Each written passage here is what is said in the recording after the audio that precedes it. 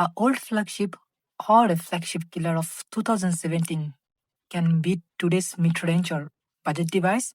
So this one is OnePlus 5T, released back in 2017. As a flagship or flagship killer, it got everything. Is it still usable in 2025 or it can replace your mid-range device or budget device? So let's find out.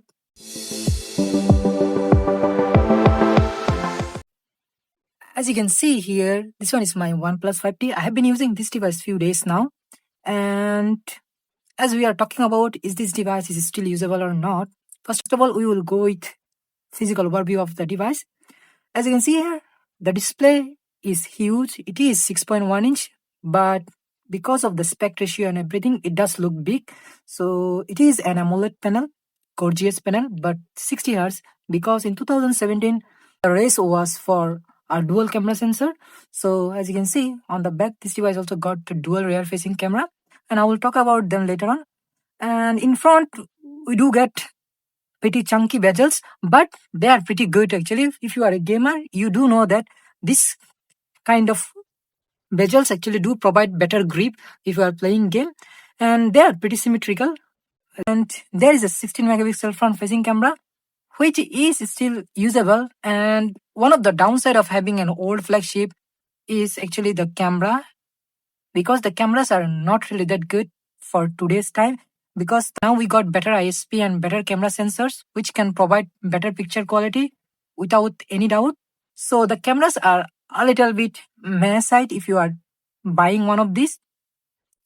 And other things like right hand side, we got our power button and the SIM tray. So this device can hold 2 SIMs only, no SD card slot. Left hand side, we got our signature toggle switch, which can toggle between silent, mute, and vibration, and volume rockers down here. On top, we don't really have anything. And on the bottom, we are getting USB Type-C 2.0, a 3.5mm headphone jack, and the speaker. So we got only one speaker here, no stereo speakers, but the speaker quality is pretty good. You can expect much better quality than today's budget device. And on the back, we are getting dual rear-facing camera sensors. One of them is 16 megapixel and another one is 20 megapixel, which is black and white.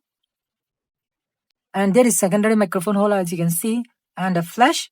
The fingerprint sensor is here, which is quick and fast and reliable. So everything is here, and the whole body is actually metal unibody design. Does look like an iPhone 7 Plus. Pretty good actually, and it feels good. So as a flagship device, the build quality and everything pretty good and much better than today's budget device. Under the hood, the device I have here runs on Android 10, and the specs is obviously as a flagship device, you are getting a flagship processor here, Snapdragon 835, which was a flagship processor of 2017, and it got 8GB of RAM, LPDDR4X, and 128GB of ROM. And this is actually UFS 2.0 storage. Nowadays, budget device also get 2.2. Even mid-range devices are getting 4.0. So they are much better. And the other specifications you can see here: 16 plus 20 MP dual camera, optic AMOLED 6.01 inch, and the display quality is obviously good. Actually, I'm using this and display quality is top notch here. So it is running on Oxygen OS, and as you know, Oxygen OS actually pretty good back then, and now it improved a lot. So as you can see, still smooth. Obviously, as a 60 Hz panel, you can feel that it is 60 Hz. If you are using a budget device from today's time, which got 90 Hz or 120 Hz, this device will feel slow. So that is the point actually. But still, kind of good for a 2017 device. Now, although it is running on Android 10, but fortunately, there is a way to update this device to Android 13 or 14. Custom ROMs are available for this device, and they are pretty optimized ROM. Maybe in future, I will show you how we can flash a custom ROM on your device. Maybe. So maybe I will do that. And the UI, if you used OnePlus UI, they look good. And also it got few customization option. Like if you go to customization option, as you can see here, it got tons of setting, clock style, button style, icon pack and everything. So pretty good in terms of customization. Wi-Fi, Bluetooth and everything is working perfectly fine, no issue at all. This device do support Bo LTE and Bo Wi-Fi, so working well, and do support 5 GHz band, so no issue at all in terms of phone call and everything. It is working well. It also got NFC and tap to pay, so these are the things you are getting and working well. And there is a gesture option, as you can see here, quick gestures option and few other things we can do. Security unlock screen, obviously the fingerprint is working well, and we do get face unlock here, as you can see. Location and the battery. So another downside of having older flagship devices is that they got pretty small battery. So this one got 3300 mAh battery. I'm getting around 3 hours of screen on time from this device, which is good actually, but compared to today's device, that's nothing actually. So today's flagship device can give you up to 12 hours of screen on time, even the mid-range devices too. So flagship devices got pretty bad battery backup, so keep in mind that. Other things are, there are few other functions, as you can see, app locker, parallel apps. These are the functions available here. System setting, we do get few other things here. So that's all what we are getting in the setting panel, nothing much here. In terms of application, it does come with few Google application which you can remove, and I did that actually. Most of them I have removed, and I did install few things here just to try out. First of all, I want to give you an idea of how capable this processor is. So I did run Geekbench. I usually don't really do that, but this will give you an idea how good this processor is or how powerful this processor is. So history, as you can see here, CPU score. So it got 421 single score and the multi-core score is 1574. This processor is kind of pretty similar to MediaTek's Dimensity 6100 or older Snapdragon 4 Gen 1 or something like that.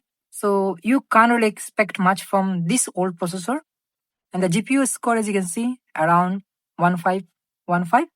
So kind of good for this device actually, as you can see. And if we go with Antutu benchmark, I did run that too. Score was around 4 lakhs. As you can see here, 4 lakhs 9694. Quite good for this device actually. I did run a stress test. It did pass the stress test, but it consumes a lot of battery. And that's all what you are getting, nothing much here actually. So CPU score, GPU score, memory score and everything, as you can see here.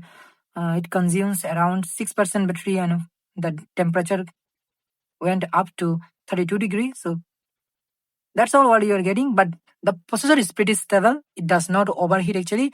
In terms of overall usage, this is actually a pretty good device and it still feels really good. So as I said, the cameras are not really good. First of all, if I show you the camera UI, as you can see here, they don't really look good. So as you can see, and we do get video option and portrait option here.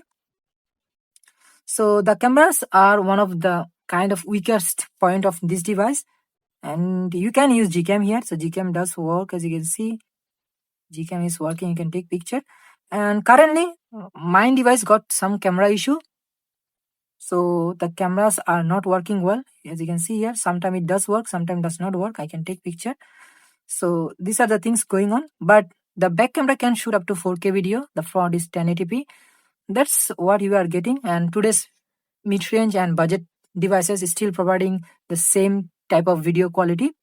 But obviously this is can't really compete with even today's budget camera sensors. They are pretty good actually. You should not buy this for camera. The cameras are not good. And in terms of speaker, as I said, it got only single speaker here. Speaker quality is pretty good as a flagship device. So let me play a video. Close till I get up. Time is barely on our side. I don't wanna waste what's left. The storms we chase are leading us, and love is all we'll ever trust. Yeah, no, I don't wanna waste what's left. And on we'll go, through the wastelands, through the highways, till my shadow turns to sun rays. And on we'll go, through the wastelands, through the highways, and on.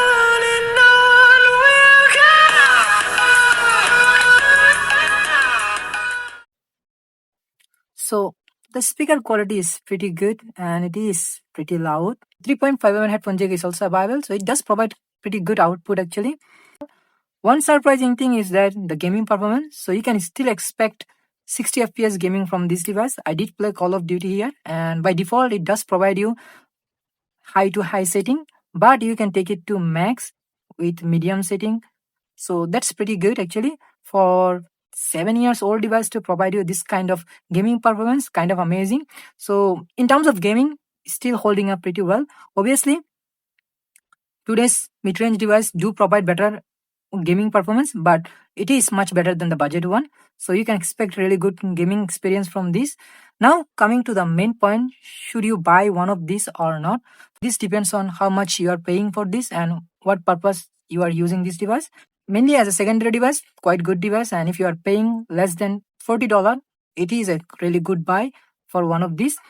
But if you are trying to replace your primary device, you can't do that actually. This is not really that kind of device anymore. But still, if someone want to use this device as a primary device, you can use, but you can't really expect much. But it is a pretty good device.